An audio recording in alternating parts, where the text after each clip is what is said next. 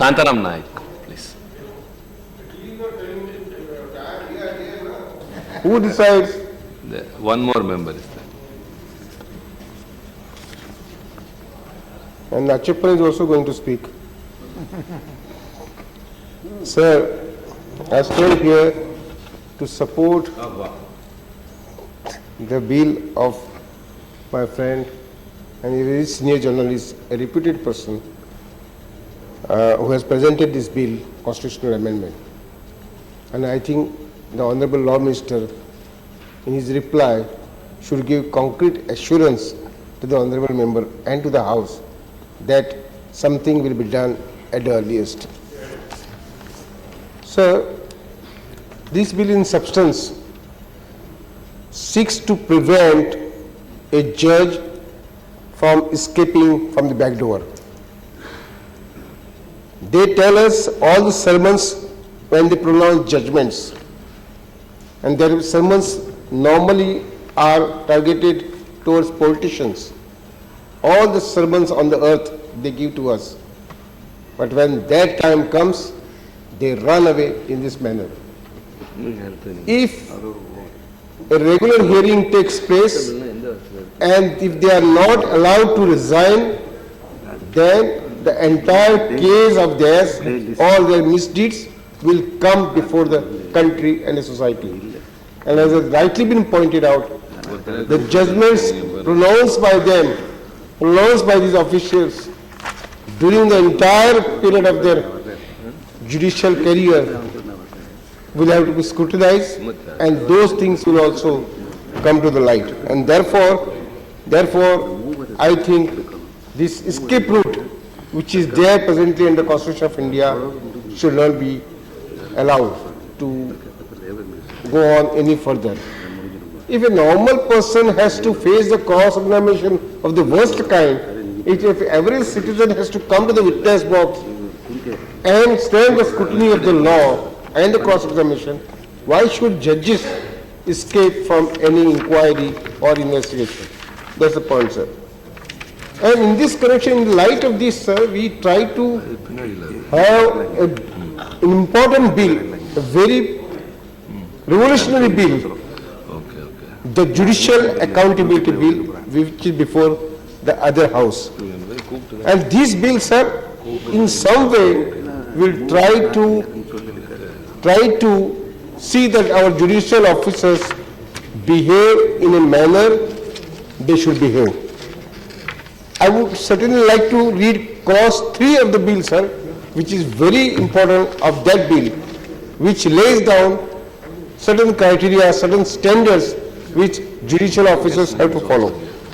That clause 3, sir, of the Judicial Accountability Bill reads that every judge shall continue to practice universally accepted values of judicial life as specified in the schedule to this Act. In particular, and without prejudice to the generality of foregoing provisions, no judge shall contest the election of any office of a club, society or other association, or hold such elective office except in a society or association connected with law or any code. Have close association with individual members of the bar, particularly with those who practice in the same court in which he is a judge. Permit any member of his immediate family, including spouse, son, daughter, son-in-law or daughter-in-law, or any other close relative who is a member of the bar, to appear before him or associate in any manner with a cause to be dealt with by him. Permit any member of his family who is a member of the bar to use the residence in which judge actually resides or use other facilities provided to the judge for professional work or such manner. Hear and decide a matter in which a member of his family or his close relative or a friend is concerned. Now there are many other such standards laid down. I am not reading them. But when I was a member of select committee, I insisted, and the chairperson at that time, not select committees, committee on Department of Law and Justice, Jayanti ji, Natarajan ji, she was the chairperson, and I insisted on putting one clause there, that the remarks made by judges during the course of hearing criticizing even the Prime Minister of India, members of Parliament in the most derogatory manners, that will be considered as misconduct. In this entire list, I thought that this should also be included, and I am glad that the Government of India, the Law Ministry, has in the bill included this particular clause which will prevent judges from making off-the-cuff remark. I say, let them pass the judgment, decide whatever you want to say, but in between the hearings, you go on making statements against higher-ups. They made recently against Prime Minister, and one day, about a year back, I read in the newspaper, one of the judges asked, what was Parliament doing? Was Parliament sleeping? Some sort of remark. They pass remarks against ministers every day, and therefore this is a clause included. But now I learn, I am reminding the Honorable Law Minister, now I learn that a pressure is being built on the government and on the ministry to delete this particular provision. They can't tolerate anything. They can't tolerate even such a small thing whereby their conduct is regulated by something. And therefore, I will urge upon you not to accept or not to succumb to any such pressure from judicial officers. Secondly, sir,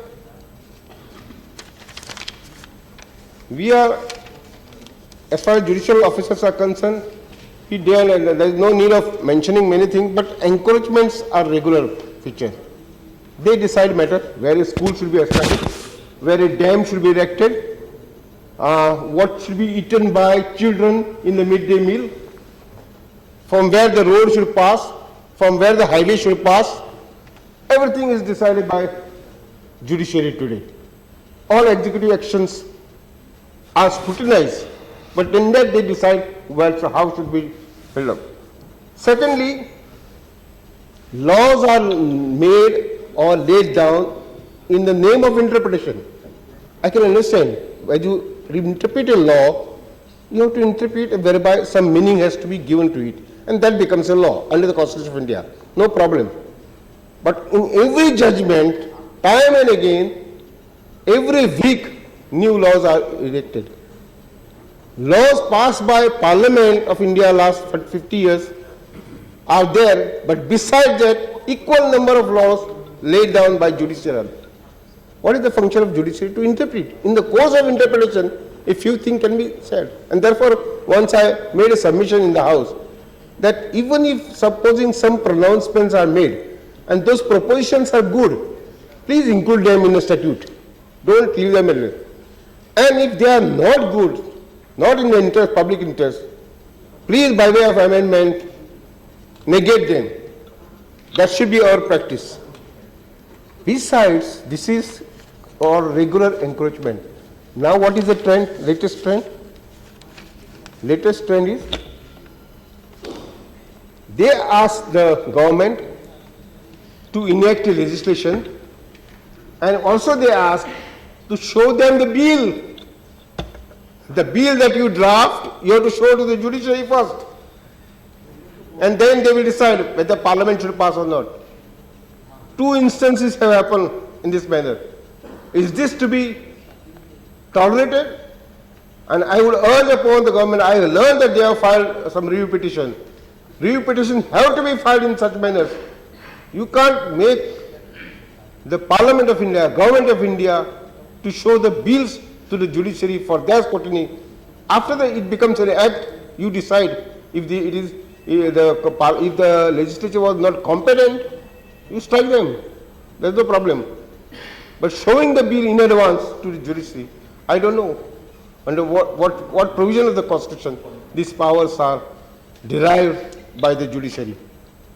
Then they frame guidelines time and again. Harassment of women at workplace, it takes place, no doubt. Law is required. There is no doubt about it. There are certain provisions in Indian Penal Code. For time being, they are sufficient. Judiciary can suggest to the Government of India that you enact a law on this issue of harassment. But now they have laid down guidelines, and that has become a statute. And 1 week back, they have laid down another set of guidelines on eve teasing. Eve teasing, no doubt, is a serious offence. There are provisions in the IPC. At the most, judiciary can say, why don't you enact a special legislation on eve teasing? But no, they have now laid down. So no need of Parliament to pass any law. That is, those guidelines will be the law. So we have to look into these aspects. As far as appointment of judges, what was the position some years back? Some years back, the executive had the power, had the upper hand, but they pass the judgment and they snatch your power. They decide who will appoint. And that's how they have snatched, and now appointments have gone to their hands. Most of the judges, most of the lawyers, Jetwalaji also, they appreciate basic structure of the constitution. I may be a small lawyer, but I am telling you, Jetwalaji, this basic structure, Baba Sahib Ambedkar never contemplated. That there is something called basic structure of the constitution. They have laid down the articles, but judiciary on fine day say that these are the basic structure of the constitution, and then you cannot amend it. From where this concept came? You have tied the hands of the legislature by inventing a concept of basic structure. If such concept was there, in the constitution originally it would have come. And therefore, even this concept of basic structure is something which one day it will be seen by the country that is the biggest hurdle in the development of this country. Lastly, sir, our silence should not be considered an agreement. Lastly, sir, I will again urge upon the Honorable Law Minister to consider the bill taken up for consideration at the instance of Mr. Sh.K.Dua. Thank you very much. Thank you, Mr. Shantaram Naik. And now, Dr. Mungerkar, please. Sir, thank you very much. I stand to support the amendment, Constitutional Amendment Bill 2012, moved by Honorable Member Sh H.K.Dua. The amendment is in Article 124 of the Constitution in Clause 2, in the second proviso for Clause A, and also in Article 217 of the Constitution in Clause 1, in the proviso for Clause A. I stand for supporting both these amendments. Sir, I have gone through the aims and objects of these amendments carefully. I have also listened the speeches supporting the content of these amendments, and I was very much impressed by those who supported these amendments. But particularly I would like to mention the support given by Honorable Leader of the Opposition. He dealt with extensively with these amendments and why this amendment is necessary. Now, as an ordinary citizen, sir, as we know that of the three organs of the state, legislature, executive and the judiciary, the commonest possible person in the country believes in the judiciary most. They don't believe in, to that extent, legislature or judiciary, but they believe commonest person who doesn't know what judiciary is. When ordinary quarrel takes place in a remote village, ordinary illiterate woman also says, "मैं court में जाऊंगी." She doesn't know what is court.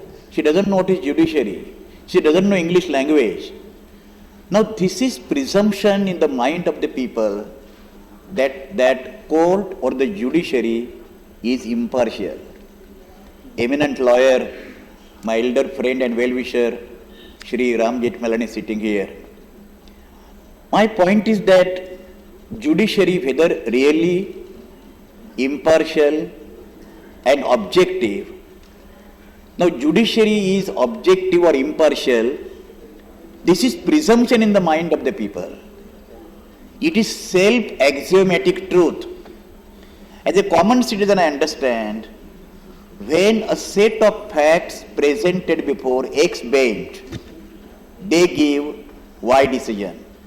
When the same set of facts give to the X1 bench, it is quite possible, and it happens very frequently, that bench gives Y1 decision.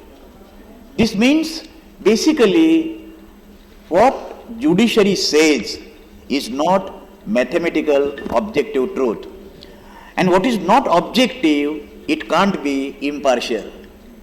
Now, judiciary over a period of time, developing tendency, we are discussing in common language, person like me, common citizen, what is called judicial activism. Now, one of the reasons for the judicial activism is also, let us admit, failure to some extent on the part of the executive, and that is the power is taken by the judiciary to perform the executive functions. Now, the word judicial activism, its origin, etc., I don't want to go into that debate. But the question is, it is quite possible that legislature can make the mistake. It is quite possible that executive can make sometimes more mistakes than the legislature.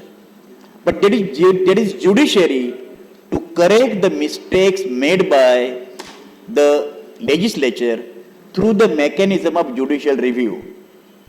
In order to avoid the jurisdiction of judicial review, Constitution also provides that some of the legislation could be merged into Schedule 9th of the Constitution. But yet, legislature cannot totally overlook the prospective powers of the judiciary. Executive is immune to make more mistakes than even legislature. Knowing that executive is accountable in parliamentary democracy and responsible to the legislature. But then it is a political party which is ruling at a particular point of time, their interpretation of the Constitution, their political and social agenda, their understanding of the entire political, social, cultural philosophy, all these things determine the perception of the ruling party towards the Constitution. Now the question is, when judiciary fails, then everything fails.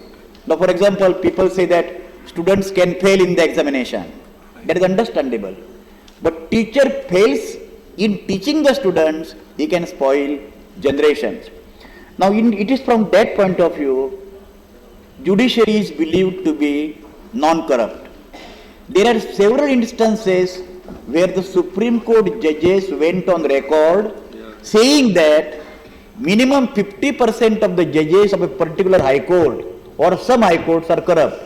It was extremely shocking.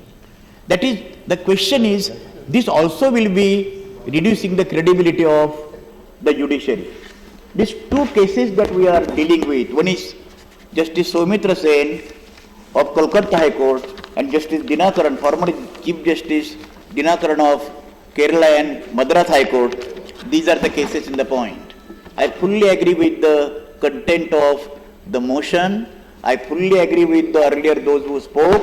The question is the amendment that once the impeachment is pending, the judge in question should not be allowed to resign on his own initiative unless the resignation is accepted by the authority, namely the President of India being the appointing authority.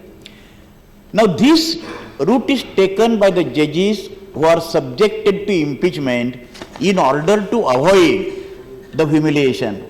Now I would ask the question, if they are so much careful for avoiding the humiliation, then they must take care during their tenure that such kind of humiliation would not arise. Government is spending hundreds and thousands of rupees, probably lakhs of rupees, to investigate the matter involving impropriety, anomalies, irregularities, corruption on the part of the judges, those who are involved. Under these conditions, when judge takes a route of resigning on his own without getting resignation accepted by the President, this is the escape route. This is the route to avoid the humiliation. I totally oppose this. I don't want to go into further jurisdiction because I am not competent. My question is, that this should be avoided, and I request the Honorable Minister of Law and Judiciary that sometime, because as it has been the practice, convention rather, I am not very happy that private members' bills are never accepted or never passed by the Parliament. This is not very happy situation. That when an executive suggests the bill, then only bill is passed, and when the private members' bill are never passed, this means that the provision of the private member bills is just ornamental, and it does not carry any water. Now it is irrelevant then from that point of view. That's why I suggest that let us try to create history, that some of the bills which Parliament considers relevant, timely, just, adequate to protect the rights of the citizens, to protect and strengthen the sense of the probity, to protect the sense of impartiality, some of the bills even moved by the private members need to be taken seriously by the executive. With this, I support the amendments in letter and spirit. Thank you, sir, very much. Thank you, Dr. Mungekar. Now, Mr. Dr. Sudarsana Nachip. Thank you, This in this very historical private member bill being initiated by a journalist, reputed journalist, and also the member of this house, we are very proud that the journalists are also having a thought about the judiciary and judicial reform. And today, even though every honorable members have spoken very briefly, very important people have spoken. Mr. Ramjit Milani is the topmost lawyer, and also he is one of the person to be followed by other young lawyers. We are very proud of him and his contribution as a member of different committees. More so, I enjoy his presence when I was the chairman of the Parliamentary Standing Committee on Personal Public Grievance and Law Justice for 5 years. His contribution was so rich to make it, even the Right to Information Act, even a preamble could be changed. So many things have been done by him. Therefore, similarly, our leader of opposition, senior lawyer Arun Jaitley, also contributed his ideas. And similarly, Abhishek Singhvi, all are top-level lawyers. They have got their own thoughts about it. Very, very important thing now we are facing is that our present chairman of the Parliamentary Standing Committee on Law and Justice, Shanta Kumar Naik, he is also made his contribution. Abhishek Singhvi was his predecessor. In that way, 3 chairmen of the Parliamentary Standing Committee could come forward and put some suggestion to the Honourable Minister. Why we are taking this chance to put our ideas is, we have got high hope upon our present Law Minister. He is a senior lawyer, very reputed person. He has occupied many ministries, even planning, industry and many things, but it is a very suitable for him, where he can make historical changes, so-called judicial reforms, he can do it. One of the important things which is now facing the people is that we are very much depending upon the judiciary. Even the legislature and the executive is in a different light, but judiciary also, if it goes into the dim light, then Indian democracy will be at stake. Therefore, this is the correct time where the judiciary has to mend their ways. Wherever possible, they have to show that transparency and neatness in their own working and every aspect. We made in the Judges Inquiry Amendment Bill 2005, we made a report, which is the Parliamentary Standing Committee's report number 21, where our honourable members' contribution, Ramjit Milani and Mr. even Arun Jaitley was examined as one of the witnesses, and Abhishek Singhvi was a part of the committee. We made a very wide, in-depth study on that issue. On that basis, the Government of India also withdrew that bill, promising that they will come forward with a new bill. Now the new bill is also pending before this Parliament, that is Rajya Sabha, Judicial Standards and Accountability Bill 2010. Now, Mr. Dua's move of this particular amendment, even though it cannot be taken up in this House because of lack of two-third majority for making a constitutional amendment bill. But at the same time, I request the Honorable Law Minister to take note of our feelings so that this can be incorporated as part and parcel of the Judicial Standards and Accountability Bill, which is now pending after being again discussed by the Standing Committee, and report is also before this August House. There and also in the previous bills, there was no mention what will happen when a judge is facing a complaint. Sir, you know very well that 3 stages are there. One is complaint. Number 2 is the investigation on the basis of the complaint. And third is inquiry, where the entire proceedings will be properly done by the inquiry committee, which was constituted by the chair of the Rajya Sabha or chair of the Lok Sabha, whoever initiated on the basis of Lok Sabha means 100 MPs, Rajya Sabha means 50 MPs. Therefore, this first part of the complaint and screening of the complaint is in the hands of the people's representative. We have made this article 124 and 279 empowering the people's representative to remove a judge on the basis of his disability or in the basis of his own habit or the misbehavior. He can be removed. We were very careful that we want to maintain the judicial independence, but at the same time the sanctity of the judiciary should also be protected by the parliamentary laws. Therefore, Parliament has taken into consideration only in 1968 to come forward with an act, which is a Judges Inquiry Act, which is now in existence, which could not be repealed till now. But at the same time, as Mr. Arun Jaitley has explained, various situations has arisen in the history of the Judges Inquiry Act.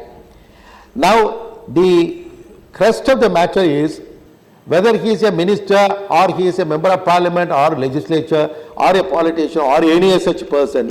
Now, even the Election Commission is expecting that if a person is charged with an offence, if a FIR is filed against him, then he should be disqualified from contesting the election. That is the recommendation expected by the Election Commission. But the Parliamentary Committee has rejected that because very easily they can procure an FIR and make the person disabled or make the person not to contest even before the match started. Therefore, the same logic will come for judges also. Judges are much more in a better pedestal. They have got fixed service, they have got their own seclusion and highness in every aspect, not like a politician who is bound to be and also accountable to the public at every time.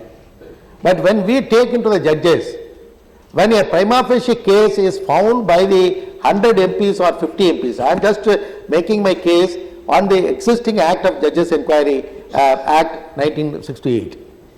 If this prima facie case is made out by the members of the Parliament who are responsible people, then there should be an opportunity given to the particular judge against whom the complaint is going to be forwarded to resign. If he is not opting for that, then he cannot have the right to go for resignation in the middle of any procedure which has been started already.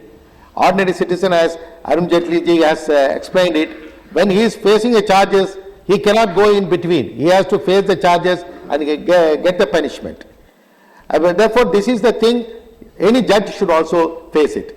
And Mr. Ramalingam, as a people's representative, he expressed that you are getting all the benefits being a judge by resignation immediately on knowing that something is going to happen with him. That's true. Therefore, we have to see a way out, and when this judicial accountability and the Judicial Standards and Accountability Bill 2010 is going to be placed again before the Cabinet for any changes, I request the Honourable Minister to look into it, make a particular clause by which the process of the complaint which is provided in this particular Judicial Standards and Accountability Bill 2010 is initiated, the opportunity can be given to the judge on prima facie case being made out against him. He can choose either to face the complete trial, complete investigation, complete inquiry, complete discussion in both the houses of the parliament, and decision of the President of India to remove him from the position. He should face it. Otherwise, he has got another chance on knowing that his own conscience says that I should not continue when I am facing such an inquiry. Then he should be given a chance of honorable exit from the position and go for the resignation. This can be done now. This proposition is very timely, I feel. Before passing that bill, before it is placed before the cabinet, before it is coming before the parliament again, it can be worked out. That is now in the hands of our Honorable Minister who knows the entire system of working of the judiciary. It may be the first effort for him. We expect, I told him just now, we are expecting much from him. Within the short period of one and a half years for going the election, for completing this period of 2014 period, he should at least make 3 efforts. One is this Judicial Standards and Accountability Bill should be passed by both the houses. Number 2 is he should come forward with a judicial commission by which the recruitment of the High Court judges and Supreme Court judges, giving consideration of the federal setup of the High Courts, and also you have to see that all the policies of the government, people's welfare policy should also be included in such a commission. Thirdly, there should be benches created. Already the parliament committees have recommended there should be Supreme Court benches to be initiated in all the 3 zones of the India, more so in Chennai, Mumbai and Calcutta. These things can be done by our Honorable Law Minister. We have got so much of expectation from him. With this observation, I feel that Law Minister can do something on this particular bill. Thank you very much. Thank you, Dr. Nachappan. Now, Honorable Minister. Thank you, Mr. Chairman, sir. Thank you for enabling such an informed debate on an issue of vital importance. Allow me, sir, to start by thanking the initiator of the amendment bill, Sh H.K.Dua, for whom I have the highest personal and professional regard. By taking this initiative, he has certainly refocused attention on an extremely important issue about the functioning of our judicial system. He has raised through this bill larger issues that have a direct bearing on the quality of our constitutional democracy. I must thank our very distinguished colleague Shri Ram Jethmalani ji for his characteristic brevity and brilliance with which he summed up the entire case on the proposed amendment. The distinguished leader of the opposition, Shri Arun Jaitley, raised larger issues concerning the doctrine of separation of powers, whether an errant judge could be allowed to become a judge in his own cause. And of course, my good friend Shantaram Naik ji raised another fundamental question about the basic structure of the Constitution and whether that was the original intent of the framers. I think these are weighty issues, these are relevant issues, but certainly beyond the remit of the bill that we are now debating. Sir, the gravamen of the case made out by Mr. Dua and others with reference to the bill that we are now debating is whether an errant judge facing an inquiry on grounds of misconduct can be allowed to escape the consequences of his acts of omission and commission by resorting to the simple technique of voluntary resignation. That's the crux of the matter. Mr. Dua's bill further says that a huge amount of money drawn from the Consolidated Fund of India and the time of this august House is needlessly wasted in conducting impeachment proceedings when the judge facing imminent impeachment chooses to escape the consequences of the impeachment by an act of resignation which needs no other further act to come into effect other than a letter or communication under his hand and signatures. So that is the current scheme of the Constitution. When the judge facing imminent impeachment chooses to escape the consequences of the impeachment by an act of resignation which needs no other further act to come into effect other than a letter or communication under his hand and signatures. So that is the current scheme of the Constitution. 1949 case of impeachment was referred, and therefore the framers of the Constitution were aware that impeachment processes are difficult, and in fact they consciously made those processes very difficult to go by because it was never ever contemplated or envisaged that there would be an occasion for that process to be invoked. It was the fond hope of the founding fathers that this would be the rarest of the rare cases where any judge of superior judiciary would ever be brought in before the Houses of Parliament for impeachment. And I'm glad that despite various aberrations that have crept in our judicial system, the instances of impeachment have not been very many. But it is equally true that there is a need for a relook at the way our judiciary has functioned over the years, at the way the constitutional balance between three organs of the state has worked itself out in practice. I mentioned about the constitutional balance because in the interventions those were made, and very eloquent interventions were made, the debate proceeded way beyond the remit of the bill. And I'm delighted that larger issues have been raised. And these cannot be brushed under the carpet. But that debate is a larger and a bigger debate, will have necessarily to be postponed to a later date and time. But as far as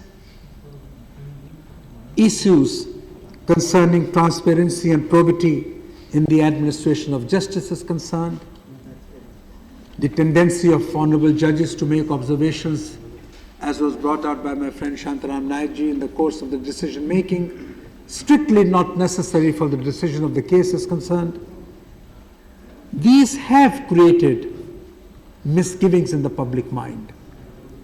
And these need to be addressed. Parliamentarians are entitled to ask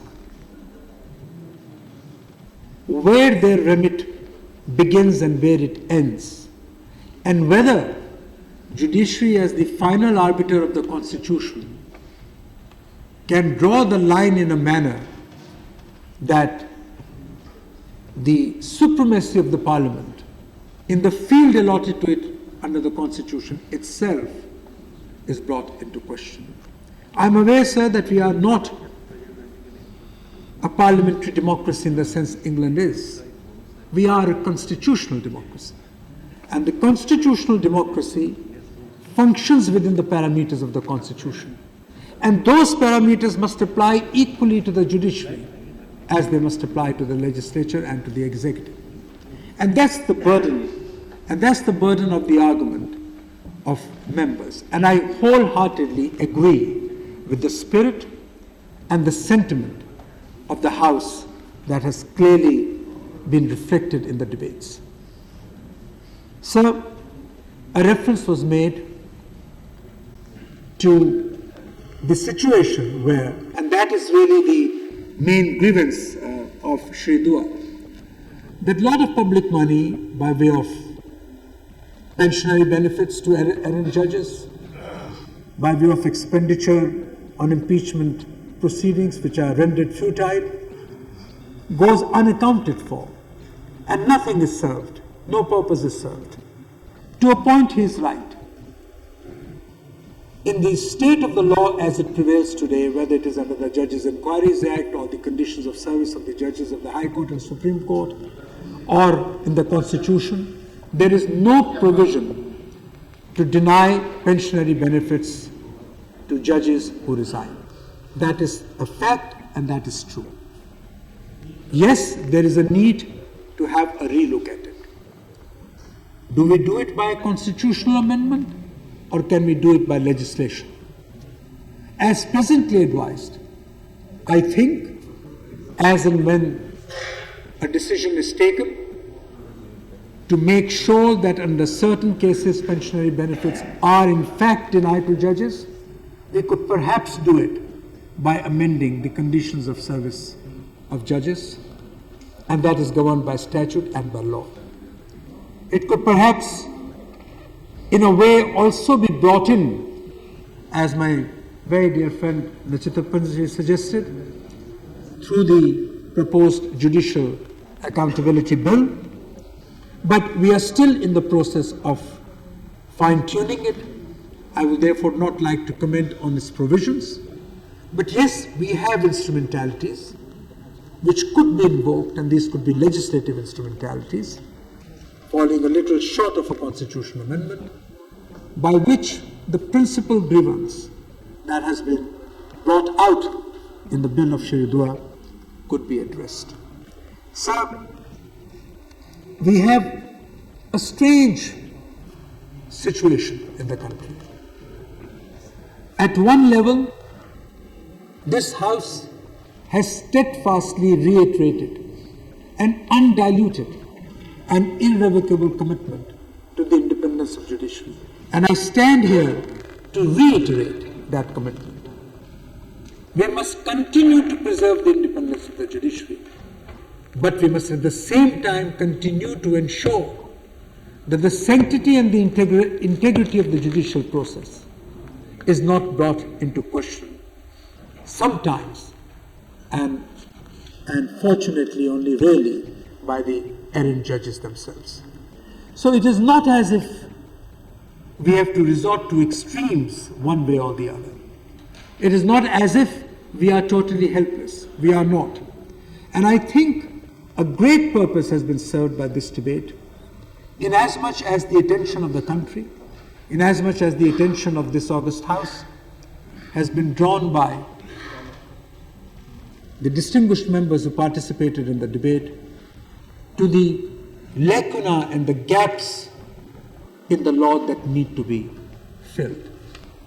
Sir, I have no doubt that through some of the mechanisms that are presently within contemplation of the government, including the Judicial Accountabilities Bill, there is a clause 34 and clause 57 in the bill as it is presently being formulated, which in my judgment can give us a window of opportunity to correct the aberrations that have undoubtedly crept into our system of administration of justice. Sir, I do not want to prolong the debate for the simple reason that there is no disagreement on the principle of it, on the spirit of the debate, and also on the substance of what the bill seeks to achieve. How we shall do it will need to be looked at a bit more carefully. I do believe there is a possibility of a legislative enactment and some amendments in the existing laws that govern the question of the benefits to be given to the judges post their retirement.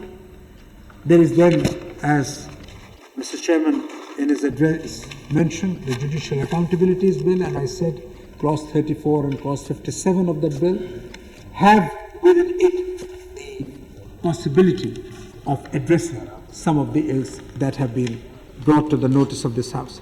So, in conclusion, let me assure this august House and all distinguished members, and certainly the respected and distinguished Ram Jethmalani, that this government is totally committed to ensuring that the aberrations in the administration of justice and in the judicial system are addressed in as effective and as purposeful and as urgent a manner as we possibly can.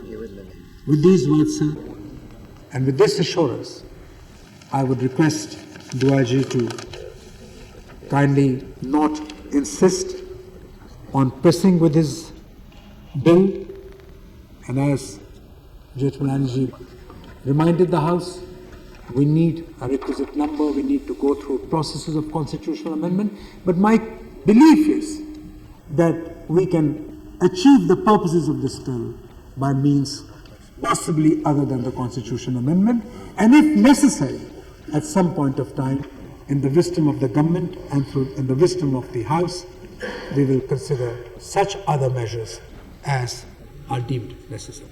Thank you very much. Thank you very much. Now, mover can make his reply. Thank you, Mr. Vice Chairman. I am very thankful to this House and particularly the members who have spoken. An illustrious set of members really to be seen in one debate, so many of them to speak and lend their support to a bill which was the effort of a non-lawyer. Ram Jethmalani, since the kind of lack of numbers it was there, it was no way of passing or discussing a constitutional amendment bill, but he decided to sit through it, to lend support to the effort so that it can ignite a public discussion and possibly give a thought to the government to mull over and then come out with a suitable response through constitutional amendment as proposed by my bill. Among others, illustrious speeches who came from Mr. Arun Jaitley, from you, Mr. Nachayappan, Shantaram, Abhishek Singhvi, Dr. Ganguly, Mungekar, they're all spontaneous as well as thoughtful in their support for the bill. Wider issues, the debate was widened by you and others, wider issues facing the judicial dispensation of justice at the present time by the courts, the quality of justice and the manner, etc., all were touched upon. Listening to the debate and the kind of unanimity that was prevailing for judicial reforms, I think the Law Minister, I must thank, was forthcoming. The Law Minister sensed the mood of the House and he feels that there is need for looking into many areas of judicial reform which need government's attention. The Law Minister has also accepted the principle behind the bill, the intention behind the bill, and that was exactly the principle and the intention, was to start a discussion and ignite the thought in government's mind and the Law Minister's mind that something ought to be done. I know a private member's bill cannot be passed. It has never been passed. Even other bills have not been passed, excepting there was one example, and that was Feroz Gandhi's bill, which was passed, and it related to the rights of the press to report parliament proceedings, and that reporting cannot be challenged outside in the courts or anybody else. It was taken. That is the only single bill passed. No bill has been passed in the history of this parliament. But at some stage, I think as pleaded by Dr. Mungekar, this should be examined when private member bills are not to be passed by convention or otherwise. That question needs to be examined. But now I am not on that. But I am thankful to the Law Minister to have responded to the spirit of the debate and the kind of the positive mood the bill evoked. And he came out with equally positive response that this area needs to be looked into. The lacuna has to be sorted out. He admits that. How is it to be sorted out? Whether it is to be constitutional amendment or whether it is to amendment of other laws and procedures that is to be taken care of. That he would like to get it examined. His personal preference seemed to be to go through the route of the Judicial Accountability Bill on prima facie. Not that he is committing on that, and he should not commit without giving some thought. But the very idea is giving this positive response to the spirit of the bill, and if would like to do something about, and that part is commitment, what it is and how it is to be brought out. These are the two questions is to be sought out. I won't press for the passing of the bill. Thank you, Mr. Vice Chairman, and thanks to the House and all the members who have given wide support. I didn't expect this much of support. It was overwhelming. Thank you so much. Thank you, Sh H.K.Dua. Are you withdrawing the bill or should I put the motion to vote? I withdraw the bill, sir. Has he leave the... Yes. That in view of the almost unanimous support with the principle of the bill has received and the constructive statement made by the Hon'ble Law Minister, he doesn't press the bill. I think, sir, that's the best way to record today's proceedings. Yes, sir. Has he leave the House to withdraw the bill? No, sir, I don't press the bill. Okay. I don't bill is withdrawn. Okay. Thank you. Just next bill. Dr. Akhilesh Das Gupta, not present. Shri Parshottam Rupalaya, not present. Shri Ramachandra Kuntia. You have to move a motion for consideration of the payment of bonus amendment bill 2012. Sir, I move the bill for the consideration of this House, the payment of bonus amendment bill 2012.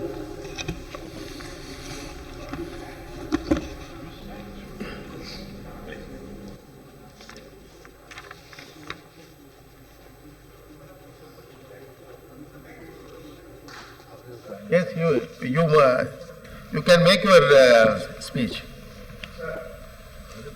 This is the amendment for the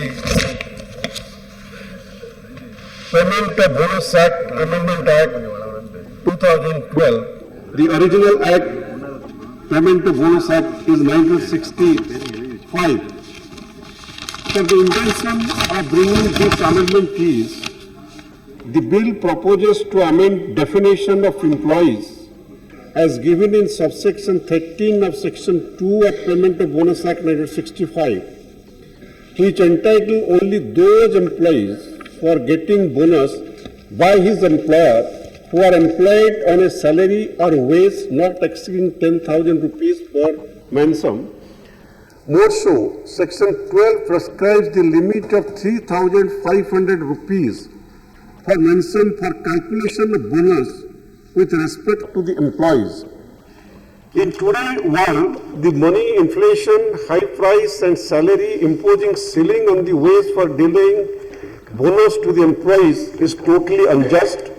At least all the workers should be entitled to get bonus irrespective of their salary or wage under the Payment of Bonus Act.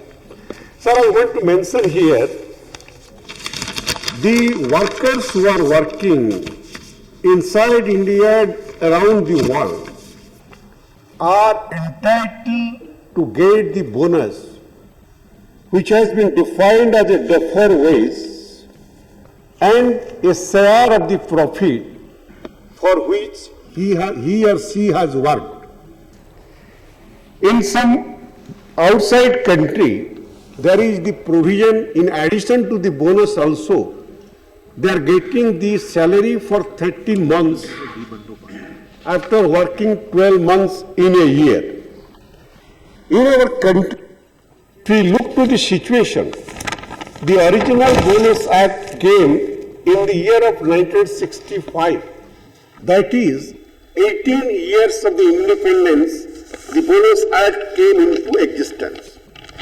If we go back to the history of development of the bonus payment, the strike which was in Ahmedabad, in Gujarat, in Vadodara, in Maharashtra textile mill, when Anusha Sarabhai, the daughter of a mill owner also working for the textile workers, and there was also strike led by the then leader like not less than Guljarlal Nanda and other leaders. And at a point of time when the mill owners did not agree to give the share of the profit as a bonus to the workers working there, the father of the nation, Mahatma Gandhi, started a meeting which is known under the Babul tree. There was a book also written by G. Ramanujam, who was the unchallenged leader of the trade union leader and was the president of the INTUC for 30 years, has written a book, that is the Babul tree, from the Babul tree, which indicate from that Babul tree when the Mahatma Gandhi himself involved in a movement for giving bonus to the textile workers. And ultimately they succeeded and got the share of their bonus, and gradually the idea developed, and ultimately in 1965 the Bonus Act was passed. Now the question is, as per the Bonus Act, those employees who are getting less than 10,000 salary will only be eligible to get the bonus, and even though they are getting 10,000 rupees as monthly salary, for the purpose of the bonus calculation, it will be treated as 3,500 only. So what is the result? For whom this Bonus Act is? In our country today, we have around 400 millions, 40 crores of workers working in this country, and from among these 40 crores of workers, around 93% of workers are working in unorganized sector, in building, in construction, in agriculture, vendors, rickshaw pullers, self-employed persons, self-employed women workers, and they are not getting the bonus. So only 7% workers are eligible to get the bonus. Sorry, if from among the 7% workers also, we have our central government employees, state government employees, so and some of them also the autonomous body, those where the Bonus Act also is not applicable. That means they are also not getting the bonus. Now, the workers who remain and eligible may be central public sector, state public sector, and private industrial houses workers who are supposed to get the bonus. Now, if you consider today, the Delhi minimum wages is around 10,000 rupees per day. And in view of the implementation of the National Employment Guarantee Program, Mahatma Gandhi National Employment Guarantee Program, throughout the country, the minimum wages is also increasing. So, but the question is, those who are working in central public sector, be it NTPC, NSPC, WELL, SEL, or MMDC, or Air India, or Indian Airlines, or any public sector, nowhere, even in state public sector, after the implementation of the 6th Pay Commission, nobody is getting less than 10,000 rupees. Even the PN also, the lowest paid employees, PN, helper, they are not getting less than 10,000 rupees per month. That means they are not also eligible to get the bonus as per the bonus act. And in the factory, in the manufacturing industries also, like helper, like ITI workmen, like diploma workers, ITI workers, they are also not eligible to get the bonus. Then who is getting the bonus by this bonus act? Now, the second in private sector also, be it with Tata, be it with Dalmia or Birla company or Reliance company or any multinational company, 10,000 rupees, nobody is getting less than 10,000 rupees. That means the private sector companies, public sector company workers, they are not getting the bonus as per the bonus act. Now, who are getting? The only person who are eligible to get the bonus, where some of the contractors working under a Tata or Reliance company or any private company, or some of the contractors who are working in public sector like steel plant, rail, SEL or any company or port, those who are getting less than 10,000 rupees, they are the only person who are getting bonus. So what fact remains? Bonus is given to encourage the production because they are getting the share of the profit. So that is given for the encouragement to stimulate the workers to do good work. But virtually nobody is getting the bonus. Even though in a public sector or private sector, the bonus they are paying to the contract workers in comparison is much less. If you look to the fact, now no public sector or private sector, they are gradually giving contract, they are abolishing the regular job and giving the work, measure of their work on contractual agreement and engaging the contract workers. Take the case of metro in the construction industries, or take the case of here also any major industries who are doing the work, where they are engaging the contract laborers, the main contractors they are engaging, then there is a subcontractor, then there is a supply contractor, and ultimately the contractor who is engaging less than 20 workers, he is giving the bonus. That means the person who is getting 3,000, 4,000 rupees per month, he is getting 8.33 minimum bonus as per the act. That means a big company who is getting say more than 1,000 crores of profit, he is only giving bonus maybe some lakhs or 1 crores or 50 lakhs to the workers, to the lowest levels workers who are working there. Virtually they are not sharing their profit with the workers who are working for it.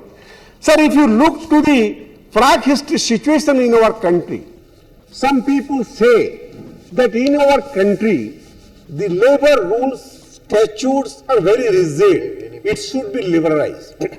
I once also told in this house. Today I want to also repeat that. We have no allegation or reservation towards these companies, monopoly houses, industrialists who are bringing the industries, investment and increasing the productivity of the country. But they must also be prepared to share the profit with the workers who are working there. Now you take the question of monopoly houses of this country, be it Tata, be it Dalmia or Birla. If you look to the returns submitted by them before 1947, that is before the independence, their total turnover was less than 100 crores. Excepting Tata, all other monopoly houses turnover was less than 100 crores. Now where are they now? be it Tata, Dalmia, Birla, all of them has gone 1 lakh crores. And Reliance company, who started after 1980, now both the brothers more than 3 lakhs crores. They are gaining profit, becoming big industrialists and becoming the richest person in the world. That is all proud for us. But the company who are earning profit by the hard work of the workers must also be prepared to share their profit with the workers who are working there. And if it is not happening, that means we are not giving justice to the workers who are working in that field. So in this respect, if we look in this country, those workers who are working in this country and their number is much higher are deprived of getting the benefit of the benefit in this bonus act which is enacted in 1965. So if we look to this also, now what has been done? Now in some public sector company, as per this Supreme Court decision or Honorable Court decision, they are sharing their profit 5% to the executives. And in some other public sector, they have designed a productive link scheme to give the benefit to the officers and the workers. And in some other private company, they are also designed a package for the officers to give them personal performance allowance or benefit in some private company, so that the higher workers also get more and more benefit. We have no objection to it. They may give it. But avoiding the bonus act and telling that you are not eligible to get the bonus as per the bonus act, and this benefit is given to the higher level officer is not the, I think it is not the correct. And those workers who are the eligible workers and contributing to the production and productivity of this country and of this factory or manufacturing process, they have a legal right to get the share of the profit. And that's why I have brought this amendment and proposed that this section, clause 3 and 2 of this bill may be amended, and the clause 12, clause 13 of section 2 and omitted section 12 respectively, so that there is no limitation for eligibility and no limitation also for calculation of the bonus, so that each and every workers of this country who are contributing for the development and production productivity has a right under the bonus act to get the benefit of this act.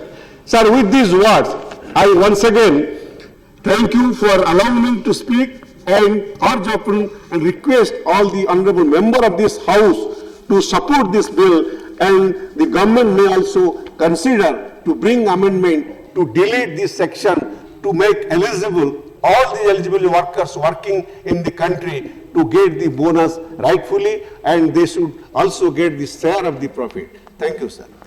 Thank you very much. Now, Mr. Praveen Rashtrapal. Thank you very much. Sir, I am here to support the bill introduced by my friend Sh H.K.Dua, who is not only member of parliament in this house, but he is also a leading trade union leader of INTUC, which is one of the biggest trade union in India. And he correctly referred the strike headed by Anshuaben Sarabhai, daughter of a mill owner, but working with Gandhi, and the particular union which he is referring was named as Majur Mahajan Sangh in those days, and founded in, now it is working in Gujarat. Yes? You are standing in your seat. Pardon? You have to stand in your seat. It is my seat. Okay. It is changed. This is correct. I am not only supporting this bill, in fact there is not much time, but in spite of laws in favor of workers in this country, India is known as a welfare state. But there is exploitation everywhere, particularly among workers. As rightly pointed out by my colleague, managers are getting bonus, but the workers are not getting bonus of the same industry. There is discrimination everywhere as far as industries are concerned. The very definition of industry is also allowing the mill owners or the industry owner to exploit the workers. Industries are divided into three parts: minor, middle and big one, depending on the number of the workers working there. They are doing the same work, but if there are 19 workers, it is not a factory. If there are 21, then it is a factory. Now other side, industrialists, how they are taking advantage. I am requesting you, when you go by road from Bombay to Gujarat, and during night time if you are passing through Bhiwandi, you will listen the noise of power looms working on both sides. Very big factories are there. There nobody gets bonus. They even don't take excise duty which they are supposed to do, because one law says that if you are running more less than 4 power loom, you are not to pay a tax. Now there is an industrialist who is owning 100 looms, constructing a very big shed, but 4 looms will be a small department and a separate electricity connection, and that the 26 small sheds will be constructed. When somebody goes, they say this belongs to Mr. A, these 4 belong to Mr. B, this belong to Mr. C. So they are fully exempted, that it is not considered industry and they are not required to pay tax, etc. I will give you another example. Take a industry like ONGC. ONGC is also a public sector industry. They are doing crude and oil, petrol drilling, entering the well, risky work, everything is there. But most of them are employed through contractors. Those who are employed through contractors are not treated as workers of the ONGC. They get half of the salary which a ONGC worker is doing the same at the same place. In Ahmedabad, I as a trade union leader took up the matter of ONGC worker salary. There is a team of 12 workers. 6 are on ad hoc, 6 from the regular. The regular worker gets 20,000 rupees salary, the ad hoc worker gets something 9,000 rupees salary. Working in the same way, doing drilling or doing other miscellaneous work under the supervision of regular engineer who is employed by the ONGC. A driver takes ONGC bus or other very heavy vehicles from Gujarat, that is Ahmedabad, to Tamil Nadu by road. One man is from ONGC, another man is ad hoc, and they are getting different salaries. One gets bonus, another does not get bonus. This limit, as very rightly pointed out, is we know the recent revision of government employees in public sector all over the country. Basic of 12,000, 30,000, 40,000, 15,000, 20,000 rupees because of the revision. But they don't get. I know this exploitation not as an educated person, but as a son of a mill worker. When my father started working in a textile mill in Gujarat, those days there was no bonus. Bonus came only in 1955 or 56. Prior to that, no. Not only my father, my mother also worked in the textile mill. And in those days, salaries was, they were not able to, my father was not able to purchase even a cycle. And but it was Manchester of the country. Ahmedabad was Manchester of the country. That was a good, we got employment. I could go to school. That is a good thing because we came to city to work in textile. My parents came to city in working. But the tragedy was 3 shifts were there. 7:30 to 3 o'clock, 3 o'clock to 12 o'clock, and 12 o'clock to morning. Workers used to work three shifts. So when there is a morning shift, you have to enter the mill before 7:30, because the mill started at 7:30. And the house, our house was away, 10 kilometers away from the mill. And my parents used to go on foot. No cycle, nothing, no vehicle. The manager will go by road, by car. He has got a bungalow given by the mill. The worker has to go with his own transport. See the discrimination in government also. See the discrimination in bank also. The private member business time is over. Would you want to conclude it, or you want to continue in the next day of the private? I must continue because I have just started. Okay, you will continue in the next day stipulated for this private member bill. Now we will take up the admitted special mentions for this day. Shri Ishwar Singh, Mr. Kaptan Singh, Solanki, Mr. Dr. Najma Abdullah, Srimati Vasanti Stanley, Sri Palvi Govardhan, Srimati Smriti Subin Irani, Mr. P. Rajiv, Srimati Bimla Kashyap Dursud, Sri Muhammad Ali Khan, Sri Prasanta Chatterjee, Mr. Avatar Singh Karimpuri, Mr. Ramachandra Kuntia. Odia is one of the oldest languages of India in the Union. At the time of British India, the Odisha state was created on language basis since 1934. Around 50 million people are speaking Odia language. All students who are appearing in medical test NEET have passed from only Odia medium schools. Overall, they have Hindi and English language. Government has already allowed Telugu, Gujarati, Bengali, Marathi, Assami language as the medium of entrance examination in NEET. Majority of rural people do not know Hindi or English. They feel more comfort if they speak their problem to an Odia doctor in Odia language.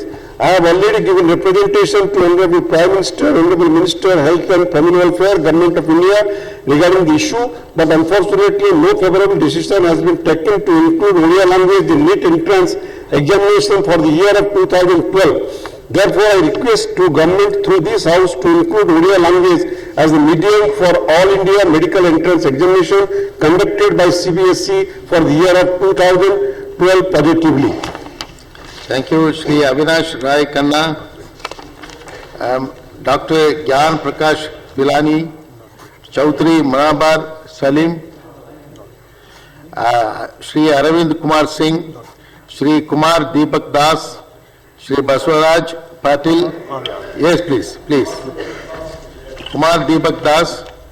Sir, my special mention for review the power project with Big Dam in Arunachal Pradesh. Government has signed a number of MOU with private firms under public-private partnership model recently in Arunachal Pradesh. The 7 projects planned on mainstream of the Lohit River, whereas MOU of 6 of them are 1450 megawatt, Kalai 1200 megawatt, 1250 megawatt, Hatom 2, 280 MW, Enjo 1050 megawatt, Demo upper and 1750 megawatt Demo lower, and 6 other projects on the tributaries of Lohit are already signed. It is clear that there is no need for so much power for the region. The local people are convinced that these projects are imposed ignoring the need to assess the social impact and without considering the fragile geology and biodiversity of the northeastern region. These areas fall under most sensitive seismic zone 5.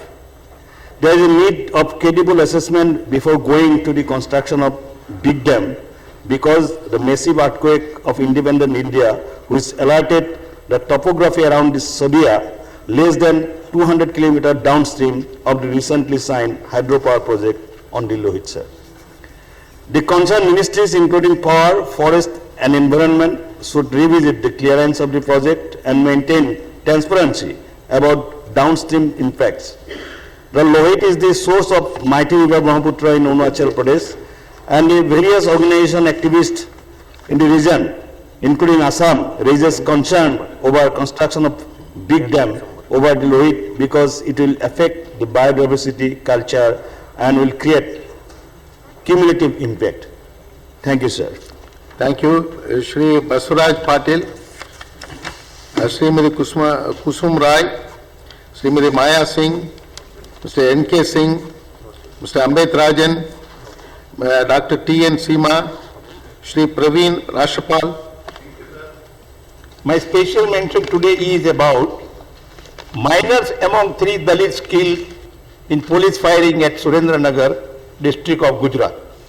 As reported in Gujarat print media, innocent 3 Dalits were killed by the Gujarat police in the name of riots by scheduled caste mob of village Thangad of Surendranagar district.